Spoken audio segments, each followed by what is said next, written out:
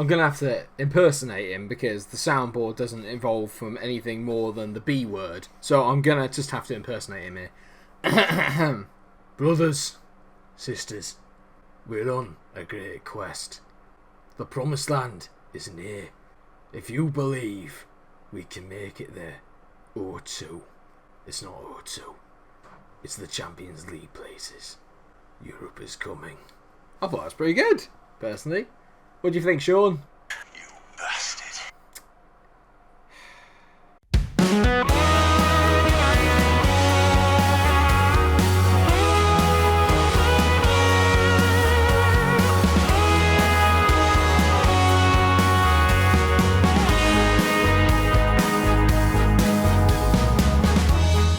Genuinely, I was quite impressed with that impersonation, if you don't mind me saying so.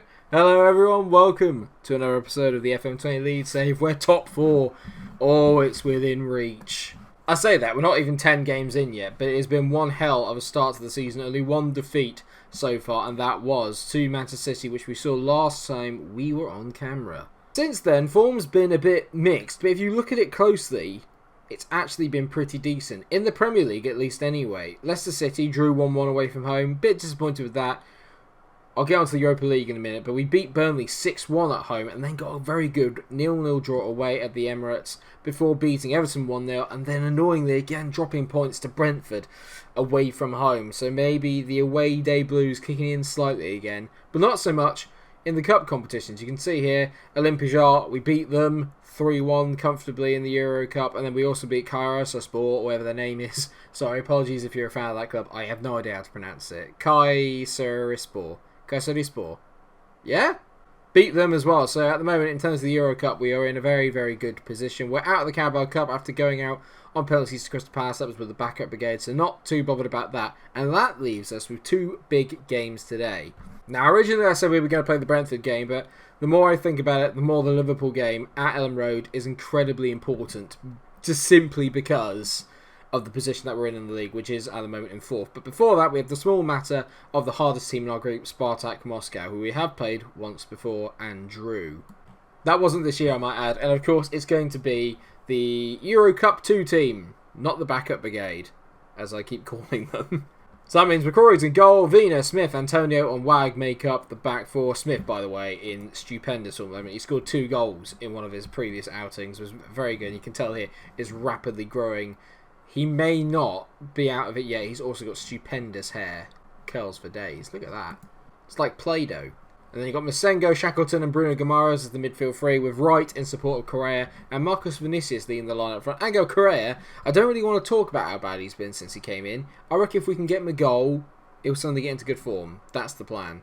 They've got a very ageing team here, I think it's safe to say. I mean, they've got Cordoba, they've got Babacar, they've got Fernando, Riyad Mahrez. Zobnin was a player that always did quite well, but even he's 30 in this. So, I mean, this is a game we should really be looking to win. I don't see many players though that are going to give us lots and lots of issues, but I could be wrong. It's very much youth versus experience here, and I'm going to passionately say I fully expect you to win just because we are at home. Last time we were on camera, these boys did not impress that much. Hopefully this time, it's going to be a bit of a difference, a bit of a change. Let's hope so anyway. If we win this game, we've essentially qualified for the next round because it's going to be very difficult for anyone to overhaul us in the competition between now and then. That's cleared out, only as far as Zobnin, and the elder statesmen are doing a bit of a job on us here as Piscini gets up against Vina. Vina's tackled him brilliantly there. I say that, no he hasn't, he's let him cross it in and Babacar heads it over. Not particularly impressed. Go on Jamie, tee the ball in mate. He's been tackled there, not a penalty. Shackleton, I mean how in the world has that not gone to one of our players there? Bruno's done brilliantly to keep it in. Is that the end of the highlight? Not yet. Wag, he's been tackled. Pen? No, okay, they've cleared it. And as far as Masengo, we build again. I hope this isn't the end of the highlight, because if it's just for that one shot, I'm going to be very disappointed. Wag, drifting inside. Wag. I've been trying to be really kind to him after what happened in the last episode, but if he continues to make shots like that, I'm going to find it really difficult not to get annoyed. Wag's involved in everything at the moment. It's come back to him here. He finds Masengo. Masengo! Ha-ha! That's a Dragon Ball Z reference, I think. Vina on the ball, tees it back to right. Go on, right. Jamie Shackleton. Bruno Guimaraes loves a long shot. He's at the beans on toast. What an absolute effort that was. That's a good 30 yards out, and he's absolutely rattled the crossbar. We're growing into this game, and it's not going to be long, you don't think, before there's a goal. I'm just hoping it's going to be for us. We've only got 5 minutes left of the half, and Spartak are on the attack here as it goes out to Zobnin, who's a decent player. I highlighted him at the start. He is a good player. Experienced campaigner now. That's not a great shot, and I'm hoping that's not the highlight. Alim Pajar have taken the lead. That was the highlight. Well, that's just how bad things are right now. Alim Pajar have taken the lead, and that means that... that means mathematically they're still in it. They're not. We know that they're not, but... we could just win this game, guys. Apparently we struggle for possession in our opponent's half. That's a bit disappointing. I guess so. You perform well out there, keep going, and the result will come. That's not necessarily not true. Just need a little bit of quality. Just that last bit of finesse to put this game to bed. I get the impression if we get one, that'll be it. Jamie's got to calm himself down a bit here because he's on a yellow and he's flying into tackles a little bit. I say that, he just nibbled at him a little bit. Like you would a snack. We should be, just in terms of physicality, outdoing them here, but maybe it's because they're in their prime. I don't know, but Wag's reached onto that. Now, Marcus Vinicius, I mean, that's an incisive ball back to Antonio. Good play by the centre-back there, who's carried it quite far. Wag, got to be a good ball in. It's decent. Correa's missed it. Vinicius has missed it. Wag, back to right to Bruno. Go on, have a crack, mate. You're the only one that can bloody shoot, apparently. Wag, go on, mate. Roast him. Wag again. Good ball again, please, mate. I mean, they're defending with their lives. The three at the back is an absolute nightmare. Umarov, Kramer and Jikia are keeping us out. I have no idea how. Wag into right. Right hits it. What a goal from Nicholas Wright. Get in. It's his second goal of the season. Second goal of the Europa League campaign as well. Musa Wag, have to admit it, has probably been my player of the match today. He's been involved in everything good that we've done so far. It's a good play by Bruno and Wright. Wright passes it into Wag. Wag straight back. One touch. Away from the defender. Can he finish? You bet he can. Drills it into the far corner. Get in. A big goal in the context of the Euro Cup too. That much is for sure. I'm finding it really hard not to name this tournament the Europa League, and I know that it's not. It's the Euro Cup too.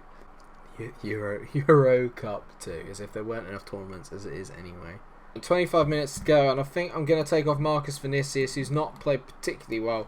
Oh, look who it is. On comes Sergio Aguero. Deep lying forward on attack. Get a goal. Come on, please, mate. Prove the doubters wrong. Not novelty value. Genuinely one of the best players to ever grace the game. Marcus Vinicius, by the way, is playing at 6.4, so just as well I took him off. Better in striker. You bet he is, mate. He's gone and joined the oldies. He should be really on the other side, to be fair. I apologise if any of you are the age of some of these players and thinking, they're not that old. I'm 30, so I can say it. It's fine. Vina whips it in. Into Bruno Guimaraes. That's a decent save by the goalkeeper. I love it. You can tell when Bruno's sizing up for one because he takes not even a run-up, but you can just tell by his technique. It's wonderful technique. Wright whips it in. Jikia heads away. They've defended really well today, Spartak. You have to give them credit, but we have broken through them. And at the moment, the young guns are doing the business. Just got to see it through to the end of the game and what has been a pretty entertaining 1-0, to be fair. It's not often that you get 1-0s with as many highlights as we've had in this one. We've got 4 minutes of added on time. If we can just get through to the end, I'll be very pleased. Clock is ticking down. 3, 2, 1, bang. Final whistle. A 1-0 win in the Euro Cup 2. Completely dominated. Marcus Vinicius not having his best game in the world, but he's turned up with some big goals this year, so I'm not going to have too much of a go at him. Defensively, brilliant. Musa Wag gets man of the match, rightly so. It's another 163k into the coffers. And more importantly now, it's Liverpool at Ellen Road in the Premier League. That is where my attention now focuses. Sadio Mane has apparently scored 7 goals in 8 matches against me. Thanks for reminding me of that. Same with Paulo Dybala, he's got a lot of goals against me too. Jurgen's still there. I mean, I hope that's true in real life, because Jurgen Klopp is obviously, at the moment, in my eyes, can do no wrong. Looking around then, United have dropped points, which is good for us, because that secures us and our top 4 spot pretty much for the weekend, unless Arsenal have a really, really good result. But we don't really need to worry about everyone else. It's more about what we can do. Popov is doing very well, apparently, which is good news. Hopefully, he'll continue to grow as a player. He's been very good at the back, I have to say. Since we've mixed him and Kaglar Soyuncu together defensively, we've been so much better. And I've made a big call again today. I'm finding it hard at the moment to fit in Quissant, Adelio and Calvin Phillips into the midfield, because Declan Rice picks himself, and Namoko at the moment is in such good form. It's hard for me to pick anyone else other than him. So we're going with the following lineup. Lafonce in goal, Woba, Popov, Soyuncu, Antonio make up the back four that have been so solid so far this season. Rice, Croissant, Adelio and Namoko in the middle. So Calvin Phillips is dropping to the bench today because he's not quite been in as good a form as he usually is. Kutrин and Durame lead the line up front. Kutrин, by the way, in a very, very good state at the moment as well. 5 goals, 3 assists in his last 5 games. So, hopefully, he's finally stepping up to being the player that I need him to be.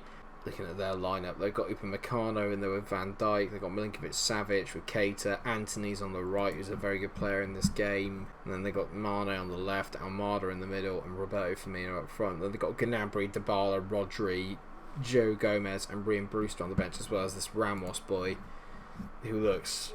he looks as good as Trent, to be honest. They look so good, Liverpool. They look so good in every department.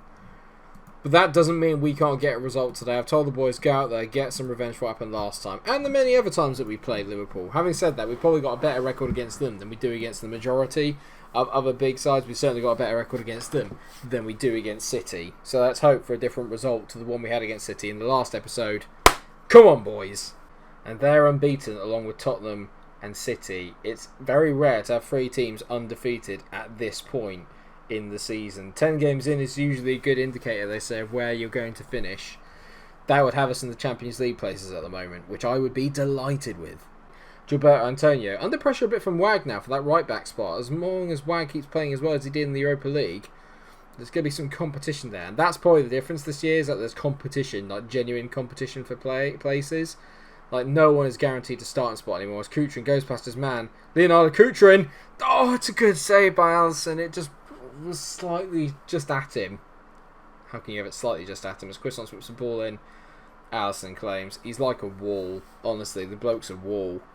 Becker hits it long. I mean, Firmino has literally just glided in behind everyone. That's a good save. And what... bloody hell, I'm panicking. I've slapped the mic. I'm so sorry. I didn't mean to hurt you. You probably didn't hear what I said there because I was stroking the mic. Easy. Easy now. He's not having his best game as Croissant. Normally, he's kind of dictating the tempo in these games. He loves a big game. Not today. He's kind of been a little bit camera shy. And so far, it's been a tidy performance, but nothing exceptional. And that goes for both sides. Mane's playing a 6.4, which is ideal. No goals really anywhere else either. I'm going to certainly say I'm happy with the way you're playing. And I'm going to tell Croissant I have some faith in him. And he's motivated and inspired. I jest. It said he was extremely delighted, which is fine. Usually when it changes it says motivated and inspired. So I thought I'd just speak on his behalf as Van Dijk heads it over the bar. There's another set piece. Almada whips it in. They've teed it back. Firmino, they keep smacking it. I think it came off his own player a couple of times then. We've managed to clear it. Liverpool are tightening the noose ever so slightly.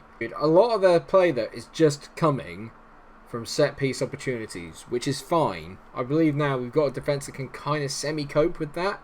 So hopefully, fingers crossed, we can just weather this little storm, get through it. Croissant is going to come off. I can't risk someone getting sent off. So I'm going to bring on Calvin Phillips, I think, for the remainder of the game. Get our captain, our leader, our main man on the pitch. Someone that I know is just going to carry us through this game and hopefully just win the ball back, make it difficult for Liverpool to mount any attacks. At the moment, we're doing a bit of a job on them here. It's time. Durame, I love you. He's coming off. Aguero is on. Sergio Aguero comes on. I'm excited. This is set up for him. He loves a goal against Liverpool. Does Sergio Aguero. Almada on the ball. A player I've been wanting to go after pretty much since the save started, to be fair. But he's been at Liverpool the whole sodding time. Rodrigo. Good ball into Sergej. Milinkovic-Savic, obviously Ramos. I said he's as good as Trent at the start of the game, and he's scored. And it's so bad from Woba. He's just given him an eternity. I mean, it's good play. It's a little undeserved. It's good play, but I just... what's he doing? What's he doing here? He's literally just... is that Woba? No, that's Popov. Oh, I said about how much better he was getting. All he had to do was step forward and block off the shot, and he just hesitated. I have no idea why. This is going to be absolutely gutting. It's like City all over again. I've gone attacking for the last 10 minutes. That's a decent header out. Come on, boys. Calvin on the ball. Calvin, don't shoot. Calvin. Oh, that's a good save by Alisson, but he was always had that covered. There was no power in the shot. We're just so close. We're so close. Now I've gone attacking. Liverpool have going to have a lot more spaces to run into. Whereas Ramos is ridiculous. He's literally done me again. He's changed the game. He's whipped it in. It's a good header by Adelio, setting up Namoko. Come on, mate. You've been a bit quiet today. Kutrin, this is your moment. Leonardo Kutrin, it's a brilliant save. It's a flipping brilliant save by Alisson, who's kept them in this game. I can't believe it. Woba into Kutrin. Come on, we deserve something from this. Woba to Calvin. Calvin. Ball to Woba. Anthony's got the ball here. Anthony plays a poor ball. Adelio, please. He's it over the bar. For God's sake. I can't believe this. It's the sign of champions. It's what champions do. City did the same thing. We've absolutely battered them in this game. No one had a bad game. No one had a bad game. They brought on George Ramos and he changed it completely. Played at an 8. And the defence did brilliantly. Alisson as well. I mean, we're still 4th because Arsenal didn't do anything against Burnley. But, I mean, we're so close to something special. Like, we're so close to being a proper contender. That's 2 performances now against City and against Liverpool. Very different performances. Against City, I think we were a little bit outclassed. In that game against Liverpool, we were just all over them. Just the mental grit they have to get through. The experience, I think, is what came in handy there. They knew eventually they'd get their chances and they'd score. I'm genuinely gutted. Let me know what you think happened in that comment section. I mean, let me know. Am I bigging us up too much? Were we actually quite poor? I don't think so. I think we played a very good game there. A really good game. Can't believe it. Alisson had a brilliant game as well. That save from Kutrin was outstanding. Bollocks. Well, in terms of where we come back, we might as well have a look at a little Olympijar. In terms of where we come back, we might as well have a look at Olympijar as well. And then we'll have the away game against Tottenham, so that way we get to see if we do qualify for my Euro Cup 2 group, which I'd hazard a guess we are probably going to. And obviously we've got a lot of Premier League games in between now and then, and by that I mean 3. Hopefully we'll win them. Villa, Bournemouth, Watford, all winnable games in my mind. But this might be a little bit of a downturn in form. We shall see. I can't believe it. Cannot believe it. Thank you so much for watching the episode. I hope that you have enjoyed it. Of course, if you haven't, drop a like on the video, share and subscribe. Make sure that you come back for another episode of the Leeds Save. Check out all the other saves on the channel at the same time, and come follow me on Twitch at twitch.tv/MikeRo14, where I stream every Tuesday, Wednesday, Thursday and at the weekends. You can find out when on Twitter, I think. I've just got so many things I'm on now, it's ridiculous. Anyway, thank you so much for watching the video. Please like, share and subscribe. And until I see you for the next episode, take care of yourselves and stay cool. Bollocks.